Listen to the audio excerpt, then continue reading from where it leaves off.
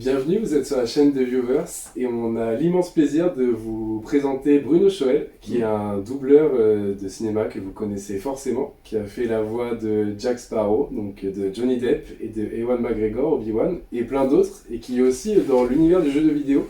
Si vous connaissez Uncharted, il a notamment fait la voix de Nathan Drake. Donc voilà, on a le plaisir de l'avoir avec nous. Bonjour. Bonjour. Bonjour, et puis merci de m'inviter sur cette chaîne. Et bien avec plaisir. Donc si tu peux te présenter un petit peu d'où tu viens, de ton parcours dans le cinéma et autres. Et voilà. Bah écoute, moi je suis normand, je suis né au Havre. Et j'ai commencé par théâtre. J'ai fait théâtre, j'ai fait le conservatoire du Havre. Et puis après je suis monté à Paris parce que tous les acteurs de province, il faut qu'ils finissent à Paris pour travailler. Et j'ai fait une école qui s'appelle l'école Jacques Lecoq, une école d'expression corporelle, mouvement, mime, clown. Et j'ai également joué au théâtre avec Gildas Bourdet, qui est un metteur en scène havrais, qui était au départ un metteur en scène havrais. On a fait un super parcours, il m'a donné des super rôles comme Britannicus, qu'on a fini par jouer à l'Odéon même. On a joué du Marivaux, on a joué plein de jolies pièces. Et puis après ça, longue période de chômage à Paris. Et qu'est-ce que peut faire un comédien quand il est chômeur à Paris? Il cherche qu'est-ce qu'il peut faire pour gagner sa vie. Et donc il y avait de la pub, j'ai fait un peu de pub, j'ai dû vendre des assurances ou des choses comme ça. Et il y avait aussi la voix off, la voix de doublage. J'ai été accompagné avec un pote, j'ai accompagné un pote sur un lieu de doublage, et ça m'a bien plu, je me suis exercé un peu, ça allait à toute vitesse, j'étais très mal à l'aise, et j'ai un peu cherché dans ce coin-là, et je suis arrivé sur une série, une sorte de soap américain. Donc pour apprendre c'est bien, parce que c'est très bavard, qui s'appelait Amoureusement Vôtre. Voilà. Après, les rôles se sont un peu étoffés. J'avais appris le doublage par cette série, par la vitesse avec laquelle il fallait parler sur la bande rythmo, et puis j'avais appris le jeu d'acteur au théâtre avant, donc les deux ensemble, ça m'a permis d'attaquer les rôles un peu plus costauds, un peu plus importants. Qu'est-ce que c'est ton genre d'œuvre que tu préfères doubler? Parce que tu fais du cinéma, mais comme on a dit, tu es dans le jeu vidéo aussi, et tu fais de l'animation. Donc c'est trois choses pour nous, c'est différent. Parce que dans le jeu vidéo, on sait que tu as déjà juste des photos, et tu dois un peu te débrouiller avec ça. Donc pour nous, c'est intéressant de savoir qu'est-ce que tu préfères doubler. Moi j'aime tout faire en voix. Tout, même la voix de pub, là je fais de la voix de radio sur Europe 2, je suis voix antenne, tout ce qui est voix, j'adore. Parce qu'il y a à apprendre partout. Il n'y a pas de petits rôles, ou il n'y a pas de choses pourries à faire, vraiment tout est à apprendre. Et c'est à chaque fois des styles différents. Effectivement, le jeu vidéo, c'est vachement rébarbatif. Parce que déjà moi je suis pas joueur, donc il a fallu que le directeur artistique me dise, là t'es à la place du joueur. Et il y a plusieurs options, plus que le joueur. Il y a des options, là tu vas à droite, on va faire la même phrase, mais sauf que tu penses que tu vas à droite, en face, tu recules, à gauche, droite, tu sautes. Bon, on est aidé aussi, on a l'anglais quand même qui est là, qui reste, la voix anglaise. Donc on s'appuie sur ce que fait l'acteur anglais, et on construit le truc comme ça, mais c'est hyper, on n'a pas d'image. On a un dessin sur une feuille de papier, voilà, c'est lui, alors super. C'est abstrait. Oui, d'accord. Alors tu vois un peu le costume, tout ça, tata. Puis après, comment il bouge, comment il fait, on sait pas trop. Et puis on enregistre, en fait devant toi, t'as ton micro, ton tabouret, parce que on peut enregistrer debout, mais c'est des séances qui durent des journées entières. 4h le matin, 4h l'après-midi. On finit pas, il y a énormément de volume vocal à fournir sur un jeu. Des morts, tu mords avec une flèche, et puis tu mords avec deux flèches. Ah oui, même dans les jeux. Dans les animations, ça va jusque-là. Mort avec 3 flèches. Et à chaque fois, il faut faire un truc nouveau. Faut pas faire Et pour eux, ils sont toujours friands d'à chaque fois, même sur un merde, en faire, fait 300 sur Uncharted, des merdes différents. Merde. Non, des trucs. Parce que le jeu, au début, les premiers jeux, je me souviens, c'était encore perdu, encore perdu. La même voix, tout le temps la même. Le joueur se fatigue. Et maintenant, le jeu, faut nourrir, faut apporter des choses nouvelles. Bon, toujours, alors voilà, j'en reviens à mon micro, un écran d'ordinateur, Et on a top départ, top arrivée, et au milieu il y a une forme d'onde. Tu sais, une forme d'onde, ça fait zzzz, comme ça. Et il faut rentrer le texte. Alors le texte, c'est pas une bande rythmo. Il est sur une feuille aussi. Il est sur une feuille, et tu rentres entre le départ et la fin le texte pour vraiment que ce soit calé. Alors heureusement, tu as le DA qui dit alors là, il est en Jeep, il descend de toute une montagne, et là, la Jeep, elle se retourne, et là, tu te retrouves pendu à une branche. Enfin, il te remet un peu dans le contexte, à chaque fois. Pour ce qui est de Nathan Drake, moi, ça m'a été... je me suis vraiment éclaté à le faire, vu que c'est ma voix. Parce que c'était un jeu... C'était simple. C'était un mec d'une trentaine d'années, enfin 35 ans. Une voix, un peu ma voix, décontractée. Aventurier, avec des rapports normaux avec les gens. C'était pas un samouraï grave, c'était simple. Et plus j'étais simple au niveau vocal, plus le mec il était content. Moi ça m'a fait énormément penser, pour faire le comparatif avec Nathan Drake, aussi Mark Wahlberg, que vous doublez également. Ouais. Et je sais pas, il y a des petites connivences, il y a des petites ressemblances. Et c'est vrai que je me suis dit, pour avoir vu plein de films avec Mark Wahlberg que vous doublez, et également avoir fait tous les Uncharted, et ben on se dit, ah oui, il sait le faire et on reconnaît le petit grain. Et en plus le film Uncharted. Oui. Alors vous faites Sully. Je fais Sully, ça fait un peu bizarre, hein, c'est vrai. Mais au départ d'ailleurs, les gens vous pouvez nous raconter, c'est une anecdote assez dingue parce qu'en fait, c'est que Nathan Drake il a 25 ans dans le film. Tom Holland. Oui. Et moi Tom Holland, je suis trop grave pour Tom Holland. Donc les producteurs ont dit non, on prend pas Bruno Choel, ce qui est normal. Et il se trouve que Sully, c'est Mark Wahlberg que je double. Mais qu'est-ce qui se passe Et effectivement, à mon avis, les producteurs, ils ont dit non, on le prend pas du tout.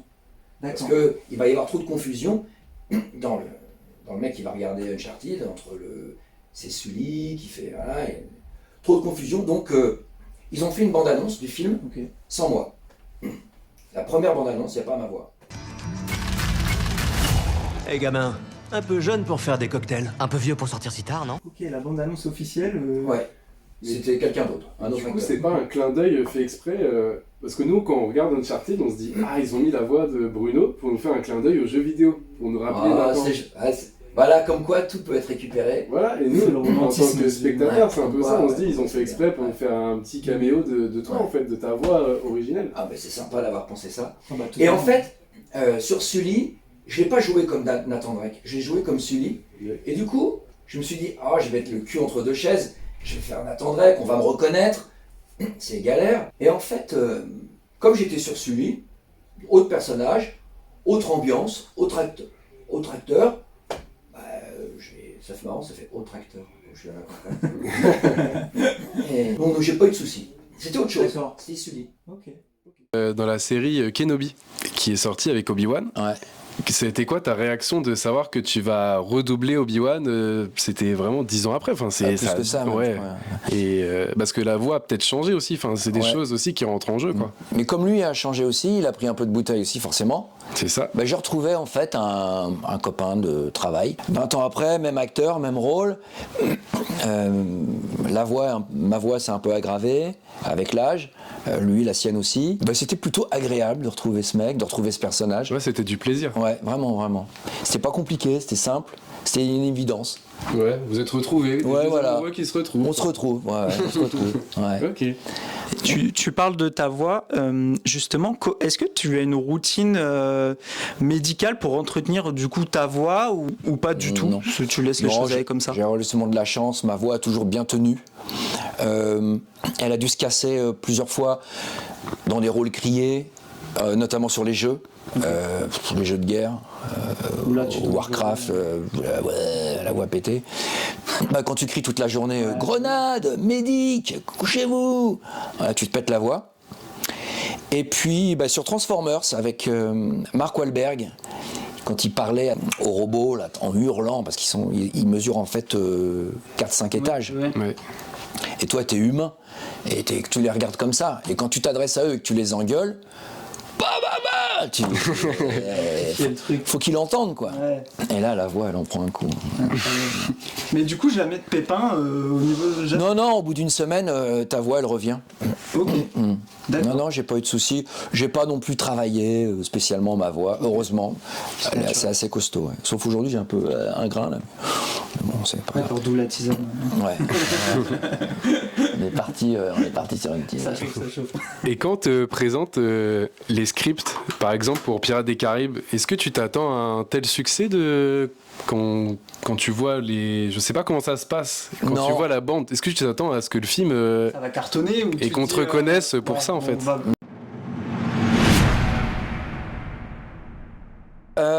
Sur Jack Sparrow, alors j'ai senti... quand on m'a dit que j'allais faire Jack Sparrow, j'ai senti Disney, les clients là, sur le coup quand même, au taquet. Et en fait, Johnny Depp, sur chaque film, il a amené un personnage différent. Johnny Depp, il a eu 5 voix françaises. Oui. 5 voix différentes. Parce que tous ces films étaient différents. Donc on prenait un acteur qu'on pensait qu'il va pouvoir bien faire ça, cette ambiance, ou bien faire celle-là. Donc il n'avait pas de voix officielle. À la fin d'un des Animaux Fantastiques, et on ne sait pas qui c'est, il se retourne face caméra, on voit que c'est Johnny Depp qui joue. La scène finale. La scène finale, et qui dit juste une phrase pour le gros teaser. Ça a bien marché sur moi en tout cas, j'étais super chaud. Moi aussi, on m'avait dit tu vas faire Johnny Depp là-dessus.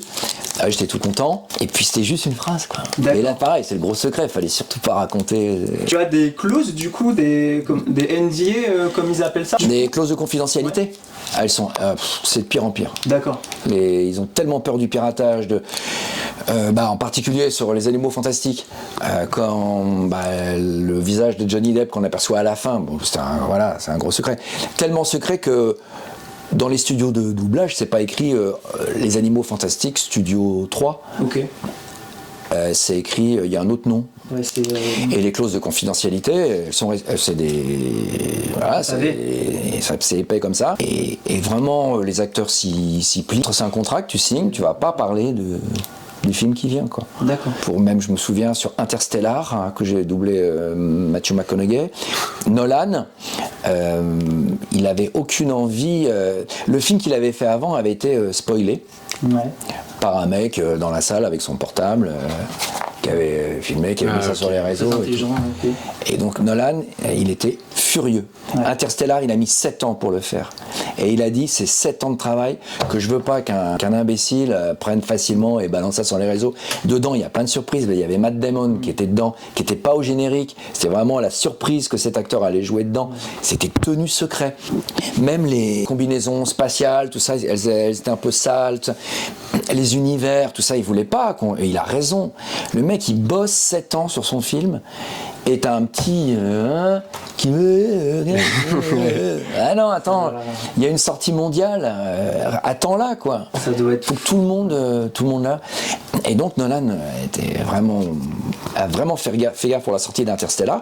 Et donc on a eu le droit de voir, nous, l'équipe de doubleurs, de voir le film une fois. Et après, on est allé à Londres, dans ses studios. On a vu le film une fois avec le rôle principal, le rôle de la fille, enfin le rôle de l'actrice, le directeur artistique et l'ingénieur du son. On était 5, personne d'autre. Il y avait l'équipe espagnole derrière nous qui regardait, il y avait l'équipe serbe qui était là. Enfin, et on a vu le film une fois. Et rentré à Paris, écran noir, on a enregistré le film uniquement avec l'anglais dans l'oreille.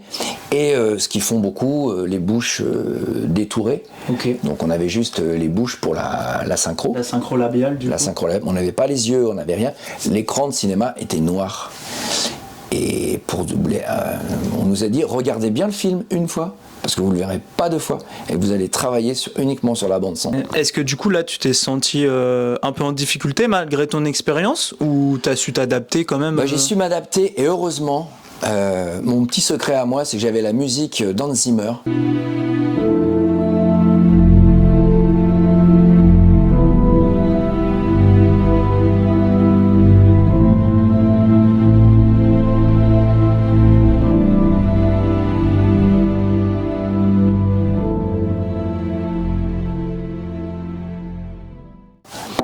qui m'a... En fait, j'ai vraiment écouté la musique qui m'a emmené dans l'univers interstellar. Et c'était comme un point de repère pendant tout le film. Ok. Pour rythmer la performance. Ouais, pour rythmer l'ambiance.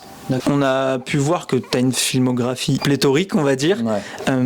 Est-ce qu'il y a un rôle que tu retiens parmi tous les rôles que tu as doublés, du coup ? J'ai des bons coups de cœur pour Sleepy Hollow, qui était de Tim Burton, qui était ma première rencontre avec Johnny Depp.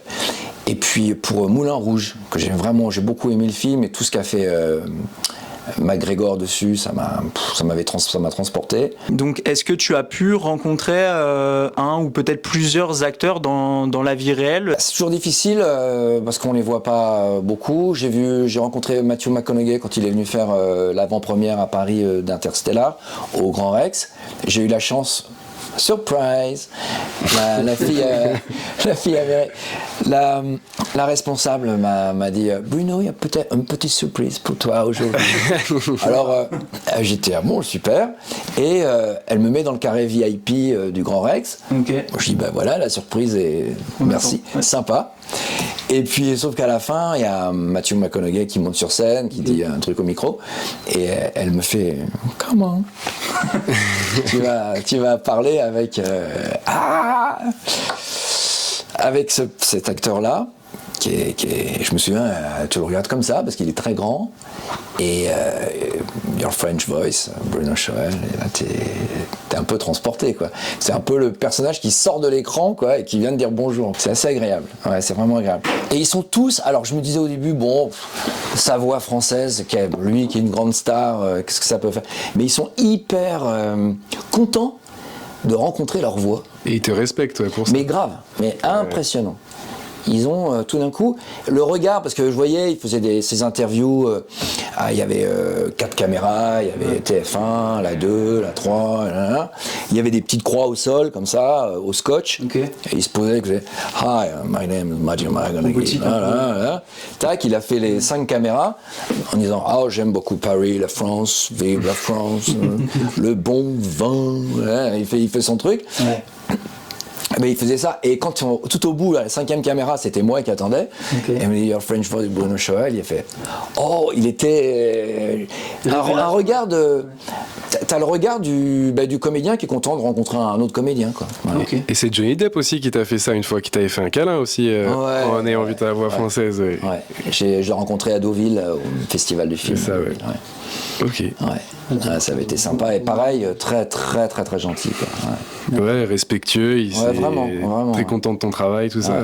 Parce qu'ils, leur voix française, ils ont leur mot à dire. Enfin, Johnny Depp, je me souviens sur les premiers Jack Sparrow, Disney lui avait posé la question qu'est-ce que tu penses de ta voix française? Il fait bullshit, mais il parlait de la voix canadienne.